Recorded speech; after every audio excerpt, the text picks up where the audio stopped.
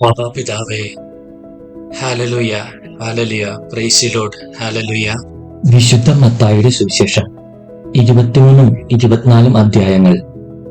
നിയമജ്ഞരുടെയും ഫരിസേയരുടെയും കപടനാട്യം. യേശു ജനക്കൂട്ടത്തോടും തന്റെ ശിഷ്യന്മാരോടും അരുൾ ചെയ്തു, നിയമജ്ഞരും ഫരിസേയരും മോശയുടെ സിംഹാസനത്തിൽ ഇരിക്കുന്നു.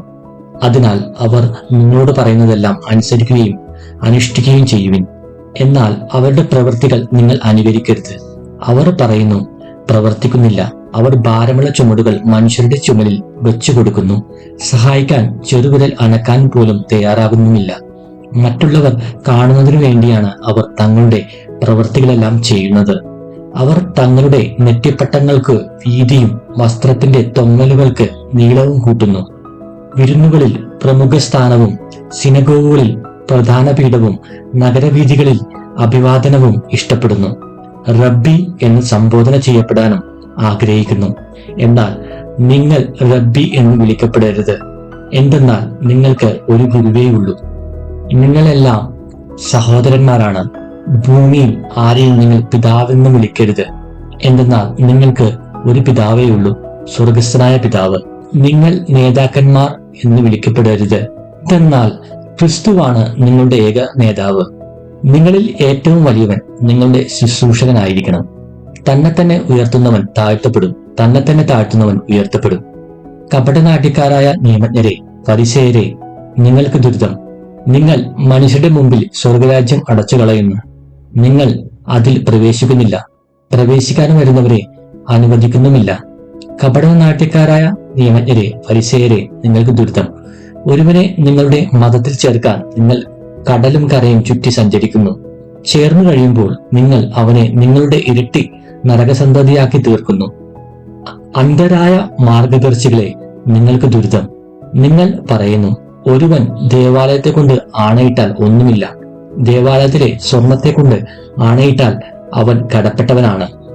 അന്ധരും മൂഢരുമായവരെ, ഏതാണ് വലുത്, സ്വർണമോ സ്വർണത്തെ പവിത്രമാക്കുന്ന ദേവാലയമോ? നിങ്ങൾ പറയുന്നു, ഒരുവൻ ബലിപീഠത്തെ കൊണ്ട് ആണയിട്ടാൽ ഒന്നുമില്ല, എന്നാൽ ബലിപീഠത്തിലെ കാഴ്ചവസ്തുവിനെ കൊണ്ട് ആണയിട്ടാൽ അവൻ കടപ്പെട്ടവനാണ്.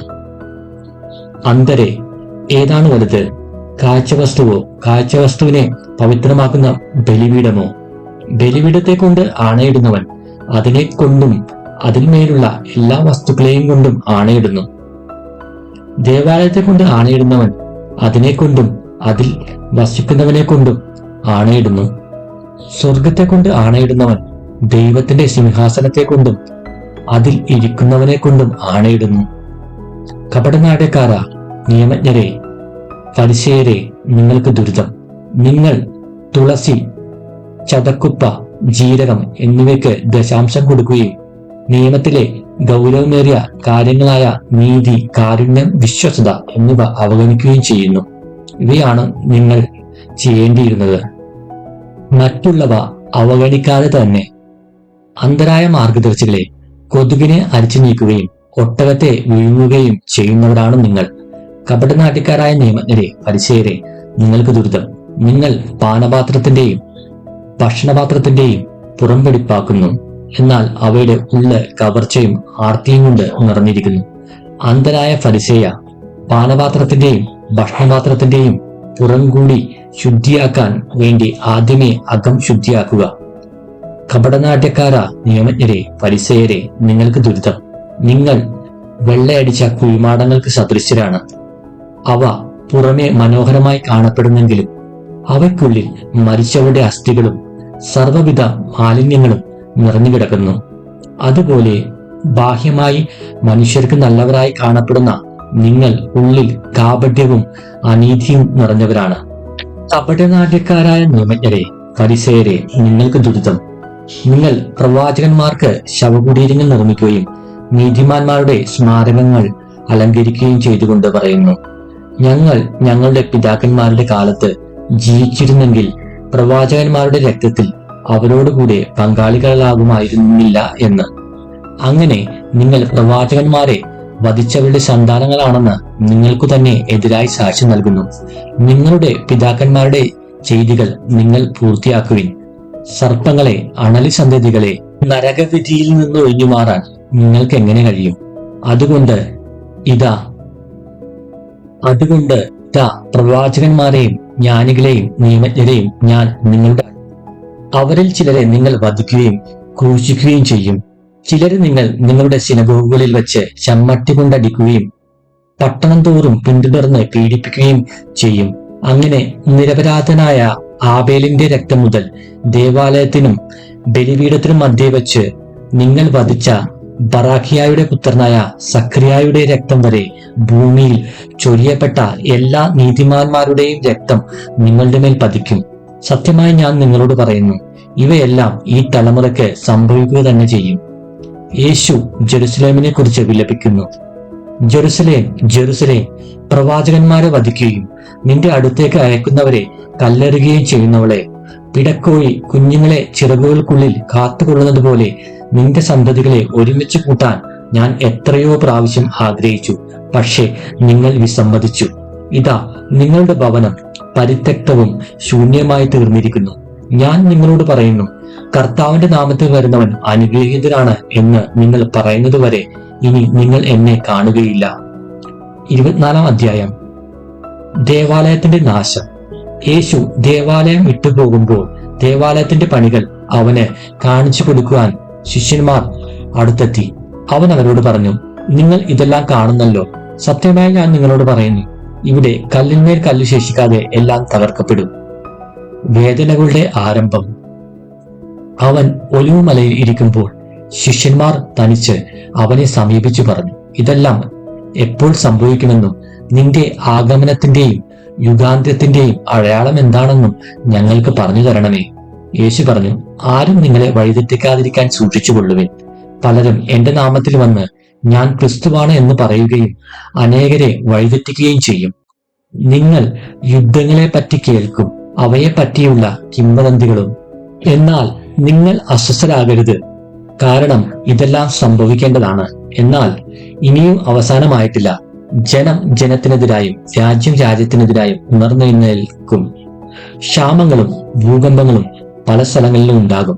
ഇതെല്ലാം ഈറ്റുനോവിന്റെ ആരംഭം മാത്രമാണ്. അവർ നിങ്ങളെ പീഡനത്തിന് ഏൽപ്പിച്ചു കൊടുക്കും. അവർ നിങ്ങളെ വധിക്കും. എന്റെ നാമനിമിത്തം സർവ്വജനങ്ങളും നിങ്ങളെ ദ്വേഷിക്കും. അനേകർ വിശ്വാസം ഉപേക്ഷിക്കുകയും പരസ്പരം ഒറ്റിക്കൊടുക്കുകയും ദ്വേഷിക്കുകയും ചെയ്യും. നിരവധി വ്യാജപ്രവാചകന്മാർ പ്രത്യക്ഷപ്പെട്ട് അനേകരെ വഴിതെറ്റിക്കും. അധർമ്മം വർദ്ധിക്കുന്നതിനാൽ പലരുടെയും സ്നേഹം തണുത്തുപോകും. എന്നാൽ അവസാനം വരെ സഹിച്ചു നിൽക്കുന്നവൻ രക്ഷപ്പെടും. എല്ലാ ജനതകളുടെയും സാക്ഷ്യത്തിനായി രാജ്യത്തിന്റെ ഈ സുവിശേഷം ലോകമെങ്ങും പ്രസംഗിക്കപ്പെടും. അതിനുശേഷം അന്ത്യം ആഗതമാകും. ദുരിതങ്ങൾ. ദാനിയേൽ പ്രവാചകൻ പ്രവചിച്ച വിനാശത്തിന്റെ അശുദ്ധ ലക്ഷണം വിശുദ്ധ സ്ഥലത്ത് നിൽക്കുന്നത് കാണുമ്പോൾ വായിക്കുന്നവൻ ഗ്രഹിക്കട്ടെ. യൂദായിലുള്ളവർ പർവ്വതങ്ങളിലേക്ക് പലായനം ചെയ്യട്ടെ. പുരമുകളിലായിരിക്കുന്നവൻ വീട്ടിൽ നിന്ന് എന്തെങ്കിലും എടുക്കാൻ താഴേക്ക് ഇറങ്ങാതിരിക്കട്ടെ. വയലിലായിരിക്കുന്നവൻ മേലങ്കി എടുക്കാൻ പിന്തിരിയരുത്. ആ ദിവസങ്ങളിൽ ഗർഭിണികൾക്കും മുലയൂട്ടുന്നവർക്കും ദുരിതം. നിങ്ങളുടെ പാലായനം ശീതകാലത്തോ സാപത്തിലോ ആകാതിരിക്കാൻ പ്രാർത്ഥിക്കുവിൻ. എന്തെന്നാൽ ലോകാരംഭം മുതൽ ഇന്നേ വരെ ഉണ്ടായിട്ടില്ലാത്ത, ഇനി ഉണ്ടാകാനിടയില്ലാത്ത ഉഗ്രപീഡനം അന്നുണ്ടാകും. ആ ദിവസങ്ങൾ പരിമിതപ്പെടുത്തിയില്ലായിരുന്നെങ്കിൽ ഒരുവനും രക്ഷപ്പെടുകയില്ലായിരുന്നു. എന്നാൽ തിരഞ്ഞെടുക്കപ്പെട്ടവരെ പ്രതി ആ ദിവസങ്ങൾ പരിമിതപ്പെടുത്തും. ഇതാ ക്രിസ്തു ഇവിടെ അല്ലെങ്കിൽ അവിടെ എന്ന് ആരെങ്കിലും പറഞ്ഞാൽ നിങ്ങൾ വിശ്വസിക്കരുത്. കാരണം കള്ളക്രിസ്തുമാരും രാജ്യപ്രവാചകന്മാരും പ്രത്യക്ഷപ്പെടുകയും സാധ്യമെങ്കിൽ തിരഞ്ഞെടുക്കപ്പെട്ടവരെ പോലും വഴിതെറ്റിക്കത്തക്ക വിധം വലിയ അടയാളങ്ങളും അത്ഭുതങ്ങളും കാണുകയും ചെയ്യും. ഇതാ ഞാൻ മുൻകൂട്ടി നിങ്ങളോട് പറഞ്ഞിരിക്കുന്നു. അതുകൊണ്ട് അവൻ മരുഭൂമിയിലുണ്ടെന്ന് അവർ പറഞ്ഞാൽ നിങ്ങൾ പുറപ്പെടരുത്. അവൻ മുറിക്കുള്ളിലുണ്ട് എന്ന് പറഞ്ഞാലും നിങ്ങൾ വിശ്വസിക്കരുത്. കിഴക്കുനിന്ന് പടിഞ്ഞാറോട്ട് പായുന്ന മിന്നൽ പിണർ പോലെയായിരിക്കും മനുഷ്യപുത്രന്റെ ആഗമനം. ശവമുള്ളിടത്ത് കഴുകന്മാർ വന്നുകൂടും. മനുഷ്യപുത്രന്റെ ആഗമനം. അക്കാലത്തെ പീഡനങ്ങൾക്ക് ശേഷം പൊടുന്നന്നെ സൂര്യൻ ഇരുണ്ടുപോകും, ചന്ദ്രൻ പ്രകാശം തരുകയില്ല, നക്ഷത്രങ്ങൾ ആകാശത്തിൽ നിന്ന് നിപതിക്കും, ആകാശശക്തികൾ ഇളകുകയും ചെയ്യും. അപ്പോൾ ആകാശത്തിൽ മനുഷ്യപുത്രന്റെ അടയാളം പ്രത്യക്ഷപ്പെടും. ഭൂമിയിലെ സർവ്വഗോത്രങ്ങളും വിലപിക്കുകയും മനുഷ്യപുത്രൻ വാനമേഘങ്ങളിൽ ശക്തിയോടും മഹത്വത്തോടും കൂടി വരുന്നത് കാണുകയും ചെയ്യും. വലിയ കാഹളധ്വനിയോടുകൂടെ തന്റെ ദൂതന്മാരെ അവൻ അയക്കും. അവർ ആകാശത്തിന്റെ ഒരറ്റം മുതൽ മറ്റേ അറ്റം വരെ 4 ദിക്കുകളിൽ നിന്ന് അവന്റെ തിരഞ്ഞെടുക്കപ്പെട്ടവരെ ഒരുമിച്ച് കൂട്ടും. അത്തിമരത്തിൽ നിന്ന് പഠിക്കുവിൻ. അതിന്റെ കൊമ്പുകൾ ഇളതാവുകയും തളിർക്കുകയും ചെയ്യുമ്പോൾ വേനൽക്കാലം അടുത്തിരിക്കുന്നുവെന്ന് നിങ്ങൾ മനസ്സിലാക്കുന്നു. അതുപോലെ ഇതെല്ലാം കാണുമ്പോൾ അവൻ സമീപത്ത് വാതിക്കലെത്തിയിരിക്കുന്നു എന്ന് നിങ്ങൾ മനസ്സിലാക്കിക്കൊള്ളുവിൻ. സത്യമായി ഞാൻ നിന്നോട് പറയുന്നു, ഇതെല്ലാം സംഭവിക്കുന്നതുവരെ ഈ തലമുറ കടന്നു പോവുകയില്ല.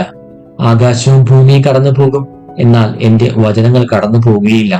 ആ ദിവസത്തെ കുറിച്ചോ മണിക്കൂറിനെ കുറിച്ചോ പിതാവിനല്ലാതെ മറ്റാർക്കും സ്വർഗത്തിലെ ദൂതന്മാർക്കോ പുത്രന് പോലുമോ അറിഞ്ഞുകൂടാ. സദാ ജാഗരൂകരായിരിക്കുവിൻ. നോഹയുടെ ദിവസങ്ങൾ പോലെ ആയിരിക്കും മനുഷ്യപുത്രന്റെ ആഗമനം.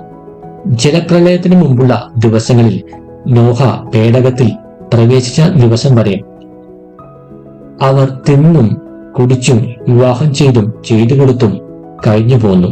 ജലപ്രളയം വന്ന് സംഹരിക്കുന്നത് വരെ അവർ അറിഞ്ഞില്ല. ഇപ്രകാരം തന്നെയായിരിക്കും മനുഷ്യപുത്രന്റെ ആഗമനവും. അപ്പോൾ 2 പേർ വയലിലായിരിക്കും. ഒരാൾ എടുക്കപ്പെടും, മറ്റേയാൾ അവശേഷിക്കും. 2 സ്ത്രീകൾ തിരികല്ലിൽ പൊടിച്ചുകൊണ്ടിരിക്കും. ഒരുവൾ എടുക്കപ്പെടും, മറ്റവൾ അവശേഷിക്കും. നിങ്ങളുടെ കർത്താവ് ഏത് ദിവസം വരുമെന്ന് അറിയാത്തത് കൊണ്ട് നിങ്ങൾ ജാഗരൂകരായിരിക്കുവിൻ. കള്ളൻ രാത്രിയിൽ ഏതു സമയത്താണ് വരുന്നതെന്ന് ഗൃഹനാഥൻ അറിഞ്ഞിരുന്നെങ്കിൽ അവൻ ഉണർന്നിരിക്കുകയും തന്റെ ഭവനം കവർച്ച ചെയ്യാൻ ഇടകൊടുക്കാതിരിക്കുകയും ചെയ്യുമായിരുന്നു എന്ന് നിങ്ങൾ അറിയുന്നു. അതിനാൽ നിങ്ങളും തയ്യാറായിരിക്കണം. നിങ്ങൾ പ്രതീക്ഷിക്കാത്ത മണിക്കൂറിലായിരിക്കും മനുഷ്യപുത്രൻ വരുന്നത്. തന്റെ ഭവനത്തിലുള്ളവർക്ക് കൃത്യസമയത്ത് ഭക്ഷണം കൊടുക്കാൻ യജമാനൻ നിയോഗിച്ച വിശ്വസ്തനും വിവേകിയുമായ ഭൃത്യൻ ആരാണ്? യജമാനൻ വരുമ്പോൾ അപ്രകാരം ചെയ്യുന്നതായി കാണപ്പെടുന്ന ഭൃത്യൻ ഭാഗ്യവാൻ. സത്യമായി ഞാൻ നിങ്ങളോട് പറയുന്നു, യജമാനൻ അവനെ തന്റെ വസ്തുക്കളുടെ എല്ലാം മേൽനോട്ടക്കാരനായി നിയമിക്കും. എന്നാൽ ദുഷ്ടനായ ഭൃത്യൻ എന്റെ യജമാനൻ താമസിച്ചേ വരൂ എന്ന് പറഞ്ഞ് തന്റെ സഹഭൃത്യന്മാരെ മർദ്ദിക്കാനും മദ്യപന്മാരോടുകൂടി ഭക്ഷിക്കാനും പാനം ചെയ്യാനും തുടങ്ങിയാൽ പ്രതീക്ഷിക്കാത്ത ദിവസത്തിലും അറിയാത്ത മണിക്കൂറിലും യജമാനൻ വന്ന് അവനെ ശിക്ഷിക്കുകയും കപടനാട്യക്കാരുടെ കൂട്ടത്തിൽ തള്ളുകയും ചെയ്യും. അവിടെ വിലാപവും പല്ലുകൊടിയുമായിരിക്കും. Hallelujah, praise the Lord, hallelujah.